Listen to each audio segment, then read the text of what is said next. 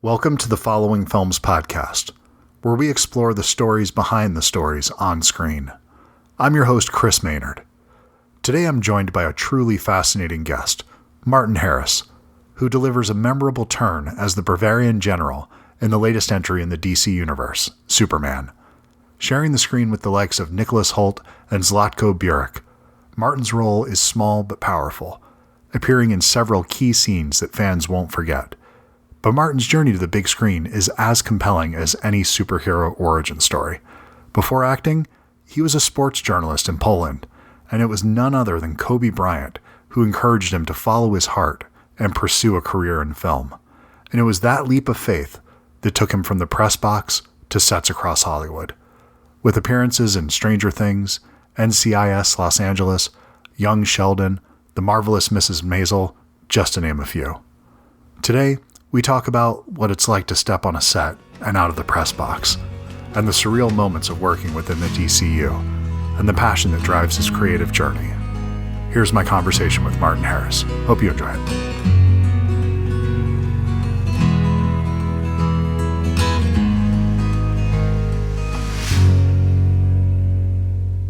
Hello. Hey, Martin, how are you today? Good. How are you? I'm good. Thank you so much for taking time out of your afternoon to do this. I appreciate it.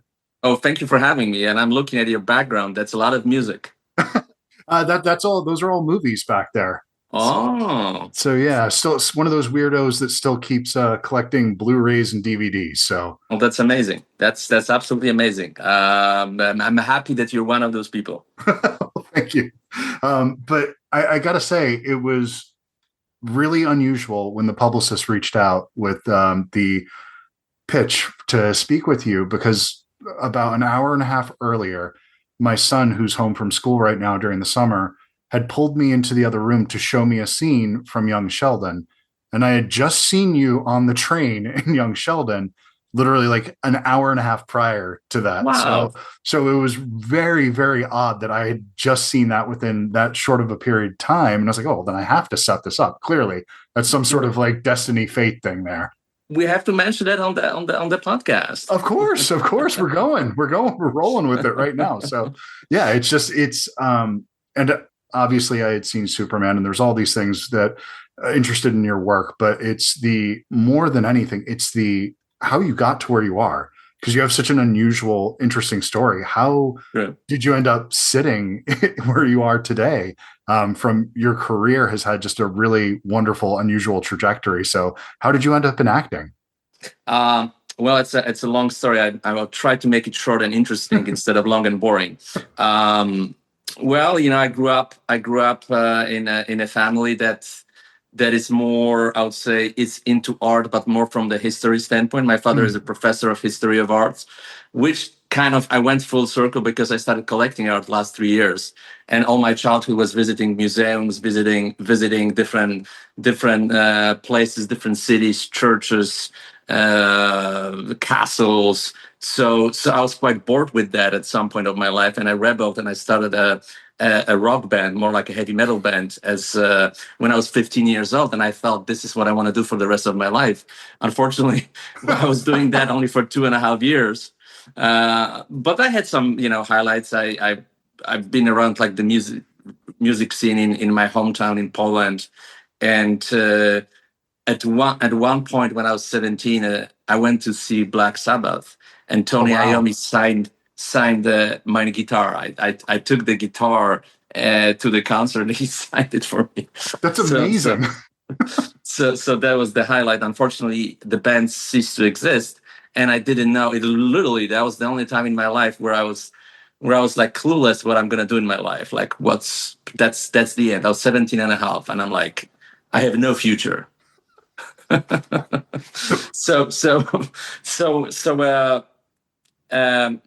A label that was about to talk to us about potentially working on an album, they asked me if I want to write reviews for them. So they would give me like an album that they're about to release, and I'll write like a promo review or something like that. And that's how I got into writing about music. And then I started doing it locally, also working for radio stations, mainly talking about classic rock, progressive rock, heavy metal, that kind of stuff, which is more like niche, and it was a niche at that time. So I didn't make a lot of money out doing that. It Right. was impossible for me to support myself that way, even working for the biggest rock magazine in Poland. So one day I just decided, okay, I have two options, to stay with my parents who were very demanding, or to find a job and move out and live a free life, which is what I did. So I found a job as a sports writer because I like sports. It's not like it was my life at any point. It wasn't like something that was like a number one thing in my life. But I felt like this will be a nice little career until I figure it out. And suddenly I had a big career out of it, which I didn't expect, and I did it all through my 20s. I had my own talk show on Polish TV. I was doing a lot of trips to the United States to cover the NBA basketball. That's why I met Kobe Bryant. And when I was in my early 30s, I decided this is a nice little comfortable life I'm living, but I feel like this is not something I want to do for the rest of my life. And I remember I was actually 29 at the time, and I didn't watch movies until I was 29. I didn't care about movies at all. I didn't see any movies, really. I would never go to a cinema. On a date, I would go to a bar. I wouldn't go to a cinema. I always had something like, when I was trying to do something professionally, I would put all my effort into that. So when I was a sports writer, sports broadcaster, I would go to games. I would hang out with athletes. I would travel around the world doing that. So I was never a moviegoer, so to speak. But I remember I switched jobs when I was 20, I think 28 and a half. I switched jobs because I was offered a good salary by one Polish newspaper that was supposed to be a new newspaper that was promised to be, this new big, huge newspaper. Then they gave me a really good contract. They promised I'll have a lot of free time. So I went there, and after 3 months, it was all over. They decided it didn't work out. They're closing the newspaper. They paid me 6 months in advance and sent me home. And I was shocked what to do. So on my way out from that building, I went through the newspaper store because they were part of the publishing group that had 3 different newspapers. The biggest one in Poland, that one that I was working for, and another one. So I went through this little store, and I looked. They had collection of 20 greatest films of all time. So I'm like, this is the first time in 10 years that I'll have some free time. I'm just gonna buy it. I'm gonna go home and I'm gonna watch it, drink wine and watch some films, I guess. Yeah. And I remember I started watching Goodfellas. Oh, sure. And something clicked in my head. Well, that could be a good life. To do something like this. And I flew to Los Angeles. I started working for like a little local newspaper because my friend was the editor. They were shocked that I'm willing to work for them because I was known for working for the biggest newspapers, and they couldn't understand why I would like to freelance with them. But here's exactly why. They helped me to finance trip to Los Angeles to do some interviews about basketball.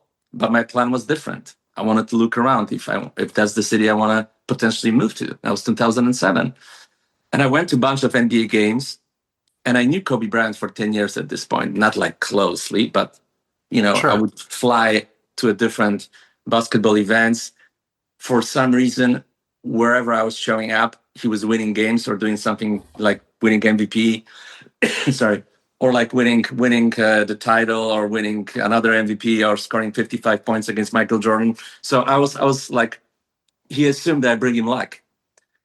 So I went to a bunch of games. We talked several times. He was at the time avoiding local journalists because that was the time when he wanted to be traded to the Chicago Bulls. So the local media were bothering him. So he used me as a shield. He would talk to me to keep him away from local reporters. And after one game, I still remember that game. It was November 2007. It was against Seattle Supersonics, and Kevin Durant. That was his rookie season. We are walking from the locker room to the parking lot, and And I asked him, Kobe, can you give me an advice? He's like, sure. I said, well, I have this comfortable life that I'm living for the 10 plus years, and I can continue doing that. But something is telling me that maybe I should come here and go to acting school and try to do something new, try to do something that maybe will be more fulfilling for me, for my artsy side. He said, so I asked him, what should I do? He said, what is your heart telling you? I said, my heart is telling me to try.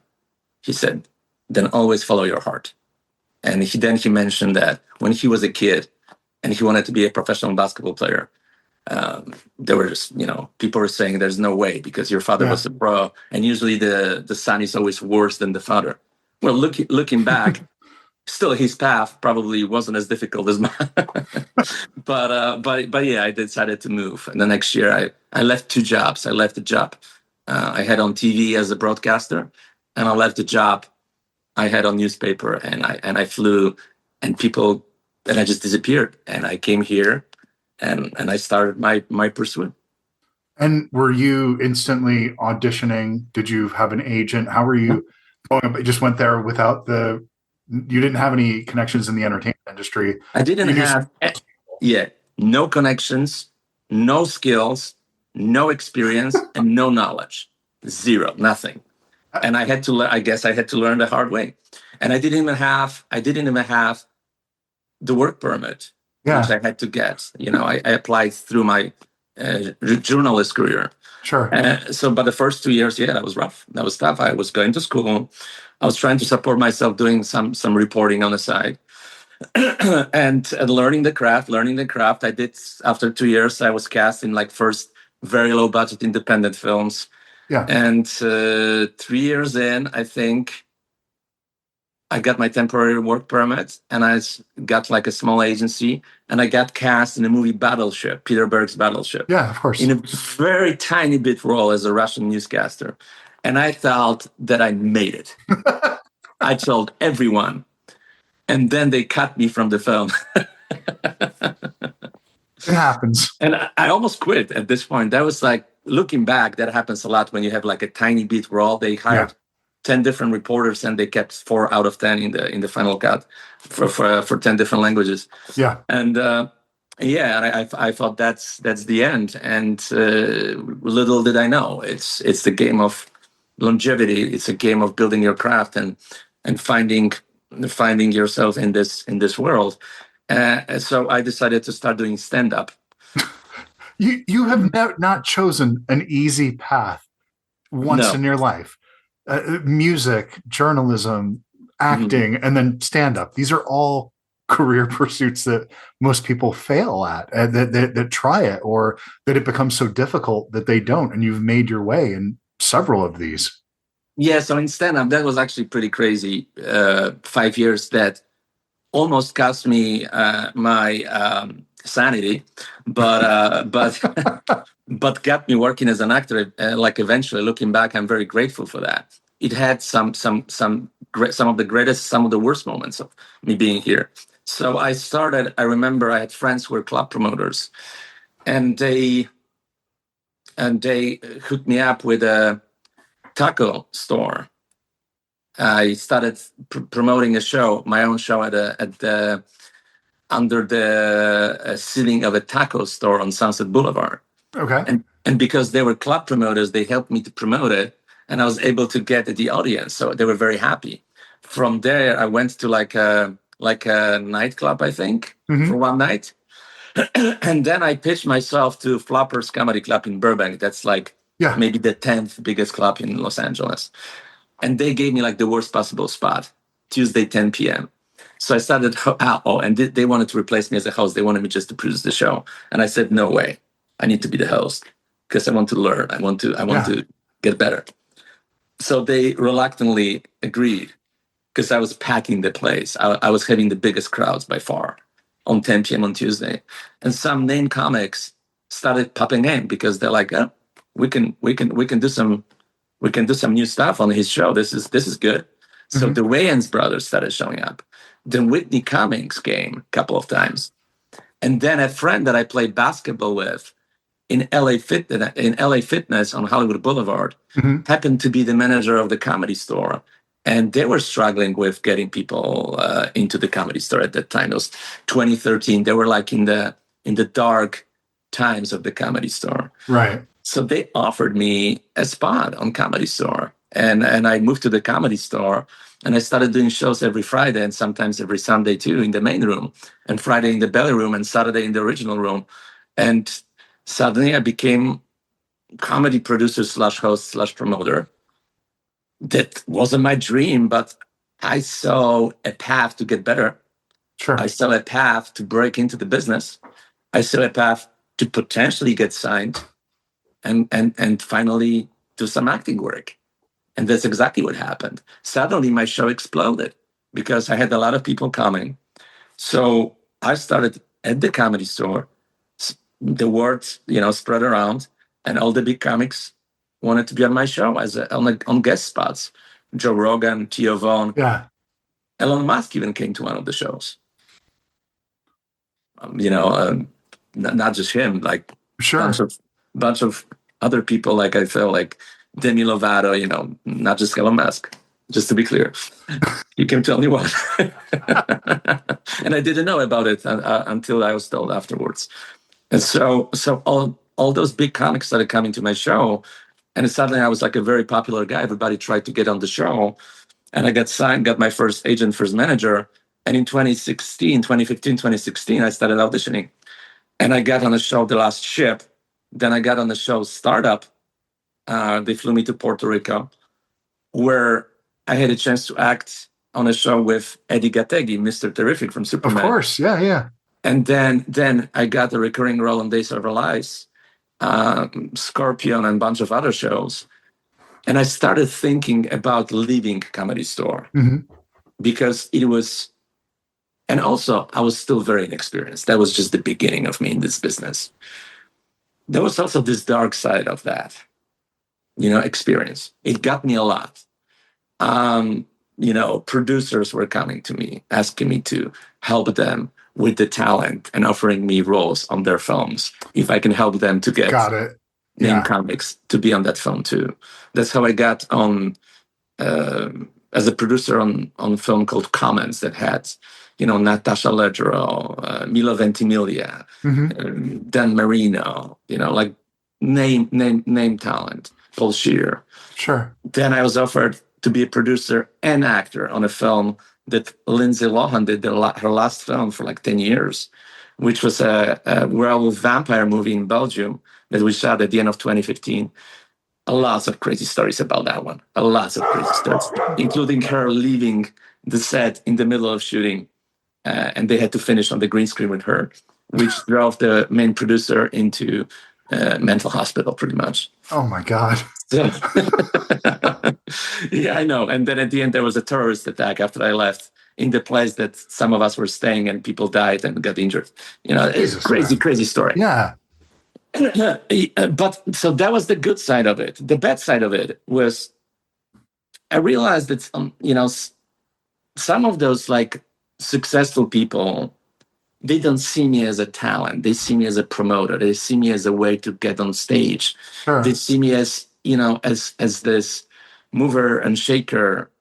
And none of those people who were at the top of the game, like I was only for the short time and for a specific reason, none of them are respected as performers, respected as talent. So I started thinking about my exit strategy from that. And the other, I would say the most disturbing part that got me like literally depressed for a while, was the amount of people with problems I met at the Comedy Store. 17 people I met at the Comedy Store either committed suicides or overdosed drugs. Jesus. Or just got murdered, there was this dark side of things. Once a friend of mine, Brody Stevens, committed suicide, whom I liked a lot. Right. That puts me like almost over the edge. I was so heartbroken about that, and the worst part was that before I left, I tried to establish a fund for comedians with depression. I connected, a foundation, and there was a bunch of healthcare providers that agreed to be part of this circle, and that would guarantee a free therapy for comedians. So I launched that, and it started successfully. Some people asked for help, but then nobody asked for help, and the foundation kind of died. And that was also, I was sad about that. So I left the Comedy Store in 2017, and suddenly 90% of the people that were literally kissing my stop talking to me. You can, I mean, you can say it. It's fine. You're fine. Stop talking to me like next day. Just because that's the opportunity to get something from you was gone. So the next day, and suddenly like where are my friends? Where are people who are around me that they disappeared? A lot of them, a very few stayed. And that was also an important lesson for me, not to take things personally, that this is the business. That's what this business is. And now that knowledge also what I went through, both good and bad, at the Comedy Store. And by the way, I'm always welcome. That whenever I go, people will, welcome me with open arms. And now I'm 100% being, treated as a talent, as a performer. Nobody thinks otherwise. That was a long time ago. So I accomplished that goal to, to prove something to people that I'm capable of having a career. But yeah, I made a leap into acting, and I would still do some other things. But in 2020, when Kobe died, and I saw him for the last time 2 weeks before he died, that also shook me. And that was the moment where I decided, you know what? I didn't fully embrace what he was trying to tell me. He was trying to tell me, go follow your heart. But once you do, be specific how you follow your heart, and really put 110% into it. Because I was still in my first 10 years here, I would still, try to support myself as a reporter. I wrote 2 books about basketball, so I was doing, the stand-up producing thing. So I was still doing a lot of things. And then I started being specific, and that's when when my career taken off. Yeah. So at this point, are you a full-time actor? And that's yes, the only 2020. Yes. Good for you. Excellent. That's amazing if you're able to make that work. Because I think you're right. You have to fully commit to something for a given amount of time. Give it a fair shot. Because if you have one foot in other worlds, you'll never know if you could have made it or made it work because you weren't 100% there. So yeah, that makes perfect sense. Could you talk a little bit about? My understanding is that when you were cast in Superman, you didn't know that you were in Superman until you showed up at set. Is that no, true? No, I knew before, but not right away. Not when I was auditioning. When I booked it, yes, I knew. Oh, when you booked it, okay.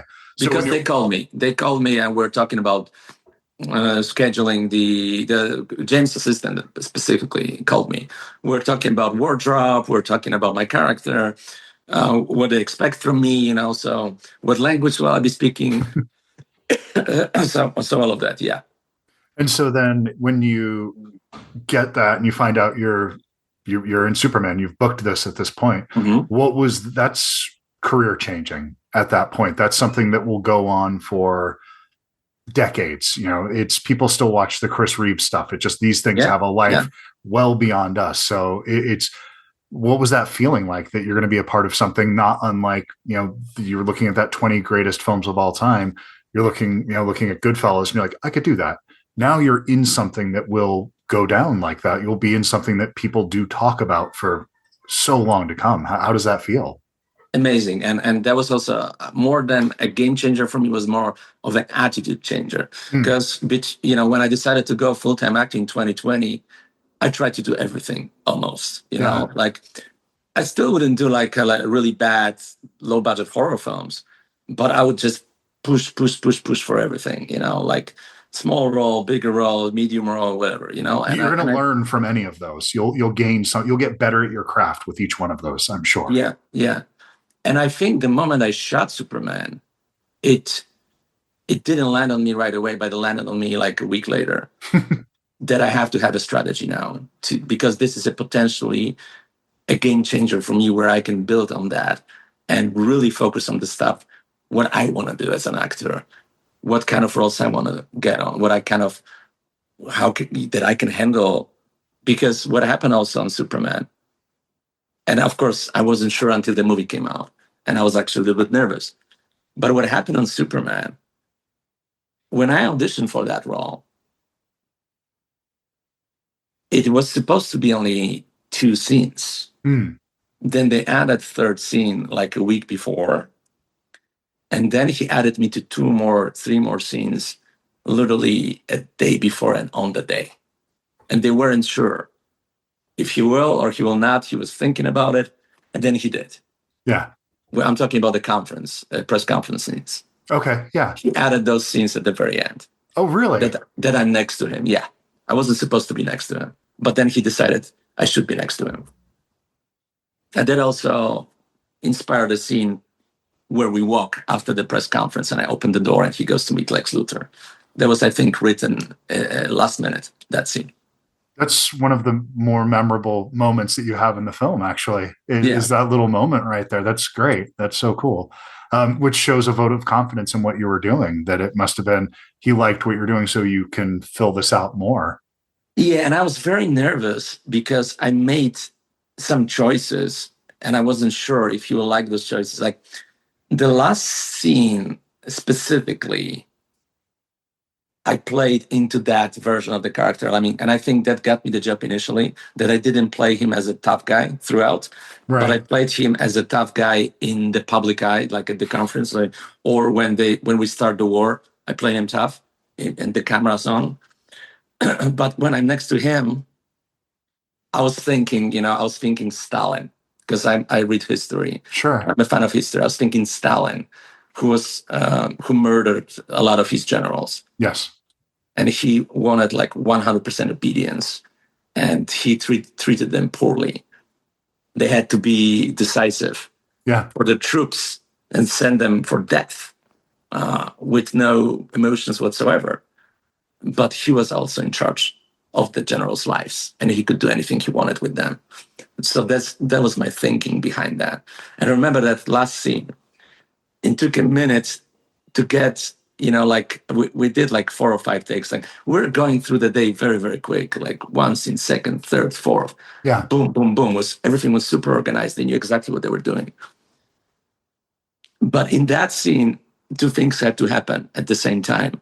Us walking out of the room, which was, by the way, that was incredible too, how detail-oriented they were.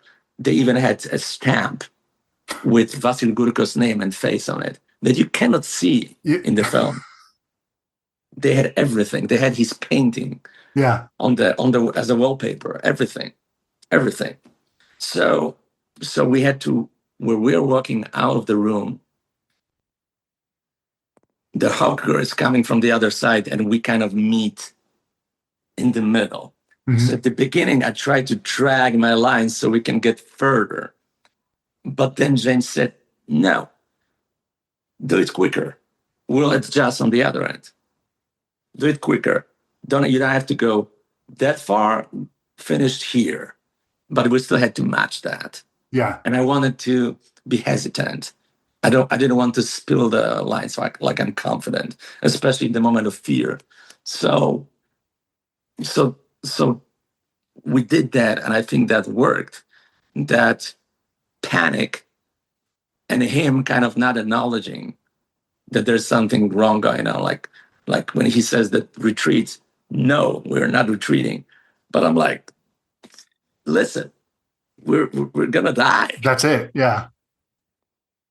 It's it comes across that fear that you have in that moment for sure. Cause it's that thing of everybody has a boss. So the guy that's on the field, you're essentially middle management in that sense. So you're the in-between guy. And so that guy that is ruthless, when he's with his troops, when he's with the real boss, it's a different person. And it does come through, and something that makes this a memorable performance, because it's such a wonderful film. This is one of the ones that I was so nervous about seeing, because there haven't been, in my opinion, very many good Superman movies. And this is one of the good ones. So there's been a bunch of attempts at the character. Not all of them have worked for me. There's always something I like in them, but the overall experience has been just kind of middling. This is a really wonderful film that I think that stands up next to the original, which is a tough thing to say. Thank you. And for me, the most gratifying moment, and I was I was really scared they're gonna cut something, especially because my first film, I got cut off my first film, right? Never happened after that, but it did happen to me on my first film. And I was very pleased that, even because I listened to James on a podcast last week, he initially had 4 hours of footage, ended up doing 2 hours of footage.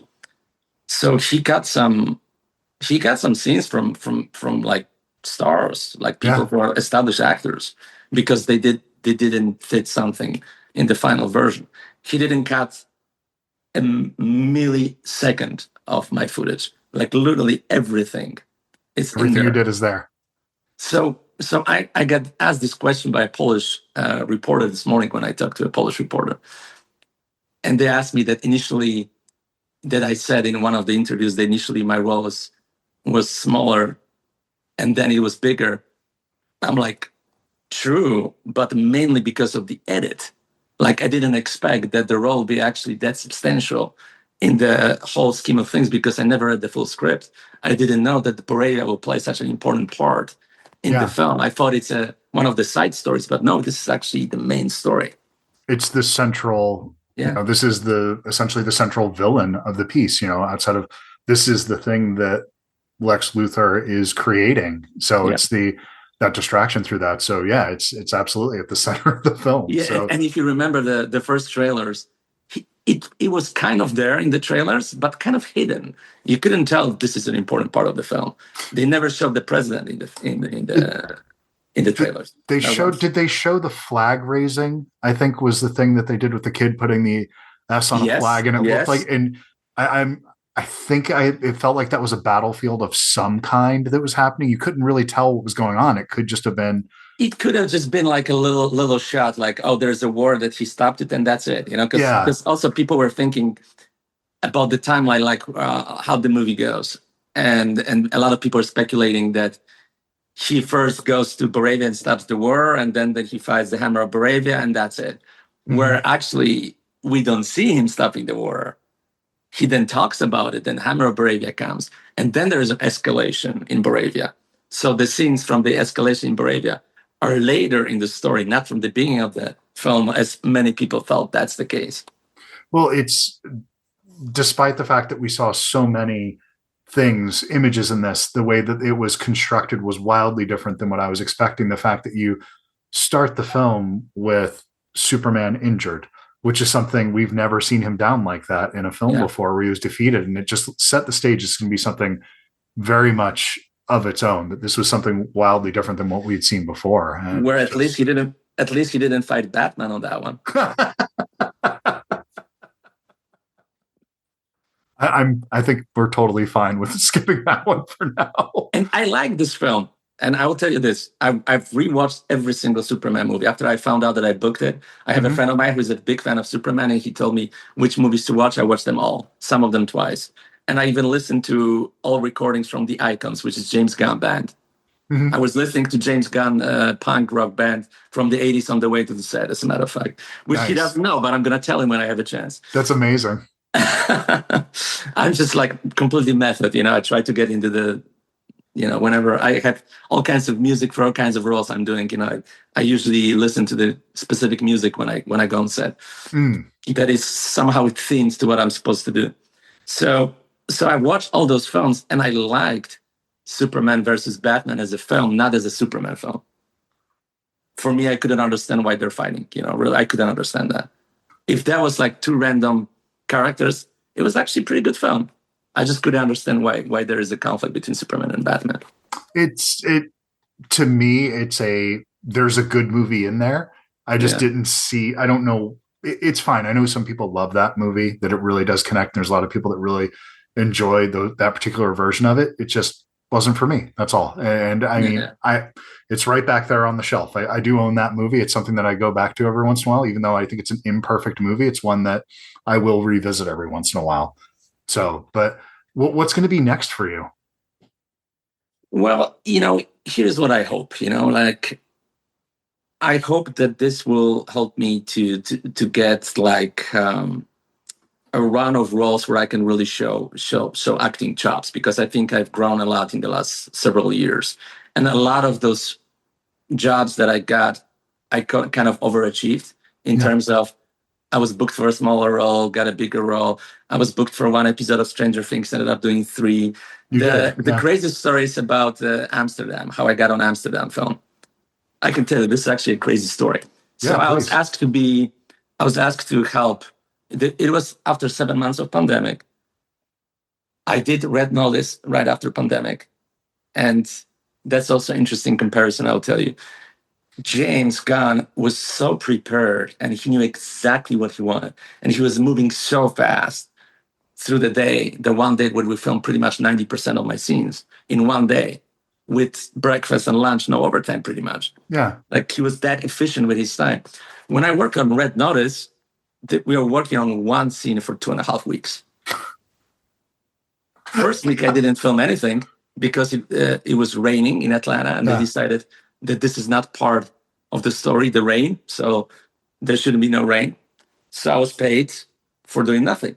But, great, I'm very grateful for that. But that was the case. So I did Red Notice. I remember till this day that my last day on Red Notice was the first day of pandemic. My friends were texting me that people are running like crazy to the stores and there's no toilet paper left. So I took 2 rolls from my hotel in Atlanta, flew back to LA, locked myself in, and for the first 2 months of pandemic, that's the toilet paper I was using from my hotel on Red Notice. From Red Notice. Okay. So I was on a good run. I did Black Lightning. I did independent film. I did Red Notice and voiceover on Black Widow, and nothing for 7-8 months. Pandemic, nothing. Yeah, locked in at home. LA closed. Everything closed. You can't even eat outside. I flew into Atlanta to stay with a friend. Everything open, so I got a little bit like a positive reinforcement. I flew back in, and I got a phone call that there's a linguist needed on set who speaks German to help with some lines on the film, on a high-profile film. I wasn't told anything. So I went there because it was pandemic. They asked me if I can double up as a background. Yeah. Which I wasn't too excited to do because I was already, working as an actor. Right. But since that was kind of, early stages of pandemic and everybody there was doing like 3 or 4 different things, I'm like, sure, okay. So I was helping this actress, Colleen Camp, who used to be in Police Academy and a bunch of films. Yep, I remember, yeah.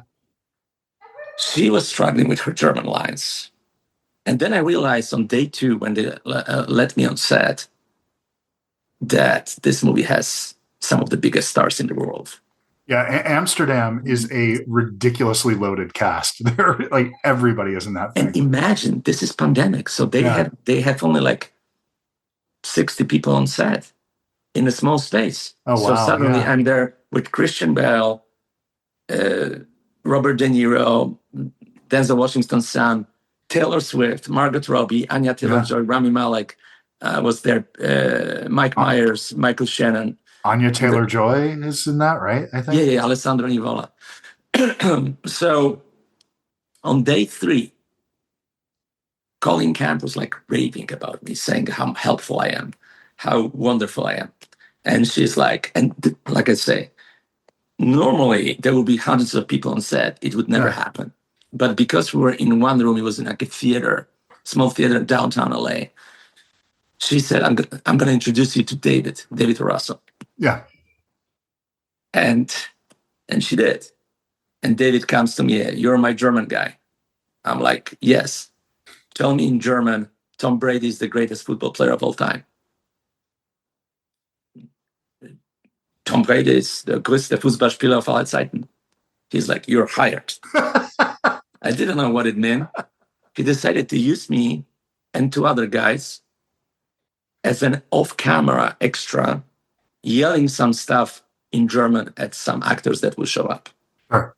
So they would give me like a contract for one day, but I won't be on camera. The next day, we're coming on set. David Tarasu shows up and he says, and I saw in the first 2 days that he's changing a lot. He's changing lines. He's telling actors different lines. Now say this, now say that, now try this, now try that. So I'm like, interesting. Maybe there's some room for something here. Yeah. Maybe there is some opportunity. So after lunch, I remember he comes, he says, there'll be some actors coming in. You have the text, yell this at them in German. So the actors coming in are Robert De Niro, Christian Bale, Anya Taylor-Joy, Rami Malek, Margot Robbie, David Washington, Chris Rock, yeah, Mike Myers, Michael Shannon, Sandro Nivola, and Matthias Schoenaerts. So when I saw that, them walking in, something happened to me internally that I'm like, this is the opportunity. This is the opportunity. And I'm going to go 100% at it. And I had those two guys next to me. They were a little bit hesitant, right? I went at them with so much hate, so much. I was yelling, screaming, and fisting, like I went at them. Yeah. And David Russell looks at it, and he's like, "Oh, turn the cameras." And then there was the whole scene, and I stayed on set for like 3 days. And I got on, and I was at the premiere, and I'm in the film. He liked this little bit so much that it was in the trailer for the film.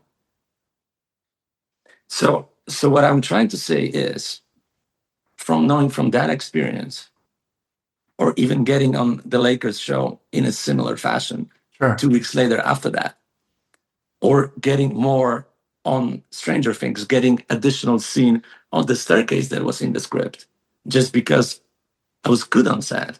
Yeah. Getting all my scenes on Superman, I would like to be in a position where I'm trusted with more material, with a bigger role, and I don't have to do that, you know? Absolutely. It's I think there's an old expression, something like luck is when opportunity and preparation meet one another. And so you're just taking that opportunity and you're prepared for it. So you're just seizing that moment and running with it and giving it everything you have, instead of just taking it and this is an off, I'm off screen. I'm just a voice. So you're phoning it in or giving it 30% or whatever that thing is, or just thinking it's beneath you. But if you give everything, people respond to that and people will recognize that. So you make the most of every opportunity, even if it feels small. Yeah, I'll tell you another example. Like a week before I did Superman, and at this point I wasn't working on set for like 2 months. Mm-hmm. So I was afraid that I'm going to be rusty for Superman. Yeah. I booked as a local hire role on NCIS Hawaii, and I flew myself in and I shot it, and it got me going for Superman. Yeah. So because the role was Serbian, and this role was speaking Croatian, so it's the same vein, So I'm like, this is perfect. This is exactly what I needed. I'm gonna fly to Hawaii. I shot it. It's actually a pretty good scene. It happened to be the final episode because they canceled the show. Mm-hmm. So had the highest viewership of all the NCS Hawaii, and I did it. So. And there's worse places to have to go to work. Oh, that was phenomenal trip. What a phenomenal trip. Oh my goodness. Honolulu is so beautiful. I was just there 2 weeks ago. First week of July, I was in Honolulu. I stayed in Oahu. So yeah, I was lucky you. This is beautiful place. It's amazing. I love it. I absolutely adore that place. So I know that right now they're struggling with their film industry. They have some tax breaks problems, and I met some really nice people who work there in crew and they worked on the show. I see them on social media. I hope it will pick up for Hawaii. I hope that they will do this Martin Scorsese film that is potentially scheduled to be in Hawaii. I hope this happens. Yeah. I mean, it's such a unique place that it's such a beautiful, beautiful location. You can't replicate that anywhere in the world. It's just, it has such a wonderful, and you can shoot so many different things there that you can have all these, it feels like you went all around the world just in Hawaii. You can do more than just the jungle stuff there. It's just such a such a cool place. So yeah, Yeah. I love it. But then, so what are you what was coming up next for you? What's coming down the pike? I mean, I did a short film that was written by the son of the guy who created The Simpsons. I did the lead role, Oh, and wow. I did another video game recently, and some voice work on films like Ballerina and Old Guard 2, and Mayday that's coming out, and auditioning, trying to get my next one. Hopefully, I would love to work with James again. I had a fantastic experience with him, Well, and I know that he likes to use the same actors. So hopefully. I was going to say he's definitely one of those people that goes back and he has a company that he calls on time and time again. And yeah, I'd love to see you show up again in these because I think you're a hell of an actor, man. So I'm definitely Thank looking you. forward to anything that's coming down the pike because you, if nothing else, you're so fucking brazen. And so just the idea that you've gone for all these things, it's such an inspirational thing to have these different careers and actually try for things that are difficult. I think that's just amazing because this was not an easy or given path for most people that come from Poland to say, I'm going to be a actor in US films. I'm going to be a sports journalist internationally. I'm going to be a musician, but I'm going to be a stand-up comedian. You took all of those things on and have been able to find a way. And God only knows if in 10 years from now, if acting will still be the thing for you, if you'll find some other, maybe you'll decide you're going to be president. Who the hell knows at that point? You know what? It's funny because the last 2 years I got this new hobby by complete accident by flying to Paraguay. I started collecting art out of the sudden, Oh, and yeah. and now I have like 40 paintings, and the last two I got are classics from 18th century.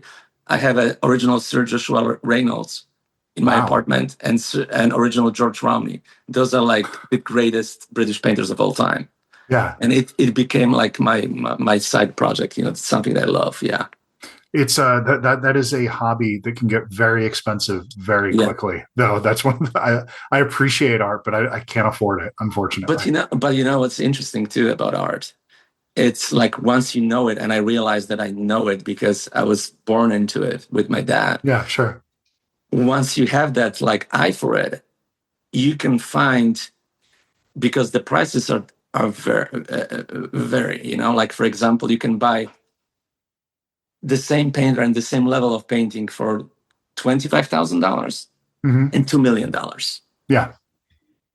So when you buy it for $25,000, something that is worth $1 million, that's a good investment. That's a very good investment. Exactly. But you have to have faith in your eye to make the $25,000 investment, to have faith that that will appreciate in that way, that just other people haven't figured it out yet. And then it just either an artist whose work will gain in reputation over time and it'll just become more in demand, or it's just a work that's undeniable because there are certain pieces. I mean, there's I adore art, but there's something that it's just the $25,000 as an entry point.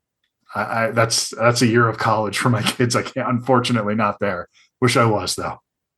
But listen, you have all this beautiful collection behind you. That's your collection. I have that's my collection, and I mean, here you go. And there's the closet full of records and all that stuff, and got a handful of guitars laying around. So yeah, I definitely have my stuff but nothing like fine art. So and listen, I love music myself. As a matter of fact, I'll tell you one funny thing. When the pandemic started and I ran out of things to do, I started just for fun. I wanted to do like 100 of my favorite albums of all time. Oh, sure. To put in my Instagram stories. I'm right now at 9,500, and they're all saved in my stories, all of them. Wow. So I want to get to 10,000 in a few months, and then I'm going to stop. But I re-listened about 15,000 albums in the last 5 years. So what would be the most important record to you? Would you say? What's Pink the album? Floyd. Pink Floyd. Is there a specific album that had the... Pink Floyd Echoes is the song that I listen to every single day when I go to bed. Really? Yes. It's a beautiful song. Yeah, every single day. Did you ever have a chance to see them live? Yes, I did. So did I. I saw them on the Pulse tour, and that was me too. 1994 in Berlin. Yeah. Yeah, it was the same one. They played "Dark Side of the Moon" was how they did that whole set, and then did the rest. Or they opened and they closed with all of "Dark Side." It was in Philadelphia. They opened the show. I remember in Berlin because I was surprised by that. They opened with "Astronomy Domine." Oh wow! The song from the first album. And I think then they mixed it up, some new songs from the Division Bell and Momentary Lapse of Reason, and then they went into classics, Wish You Were Here and all that stuff. Yeah. So I'm so glad that I had that experience because it never happened again. So it was never happened again. Yeah, it was their last album. Who That's knew? Crazy. Who knew that was going to be the end of it? Yeah. But I was in high school at the time, and I think I even appreciated it. That's one of those bands that I think you need to discover in high school, and I think because it just, for whatever reason, it speaks to something about that post-puberty time and coming into identity and coming into yourself and figuring out that the world is a little bit darker than you thought, and it's just it's music that, like all great art, you can discover it at a young age, and then every time you revisit it, you find new stuff in it. And they're one of those bands for me too. So yeah, love them. 100%. I have my big three, and I've seen them all live, except of Genesis. My bad. I've seen Jethro Tull, which is number 4. Oh wow. It's Floyd, Genesis, and King Crimson. Oh, King Crimson, sure, yeah. So that gets into pretty technically proficient stuff. Were you a prog guy also then? Oh yeah, I'm a big time prog guy. Okay. Cool. If you go to my stories on Instagram, you'll find some of the most obscure prog. You can imagine. Some of those bands, they don't know they exist. Fantastic. Well, Martin, it was a pleasure to meet you, man. Thank you so much for taking the time to do this. Thank you for having me. Dude, and congratulations. I'm definitely looking forward to whatever else you have coming down the pike next, because I enjoyed talking with you and enjoy your work. So congratulations, man. Thank you. Thanks, Martin. Take care, man.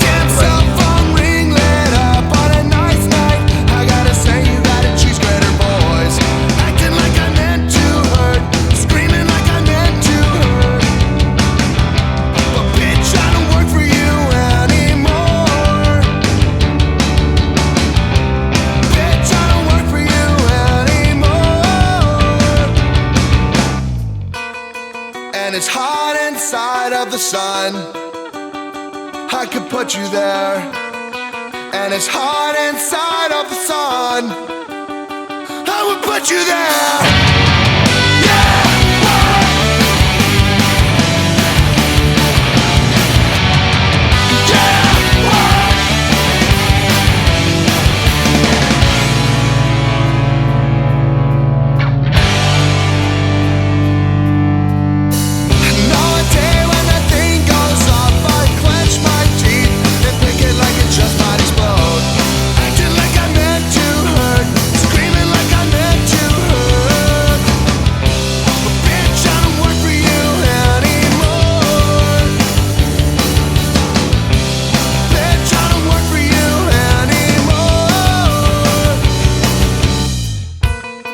And it's hot inside of the sun. I would put you there.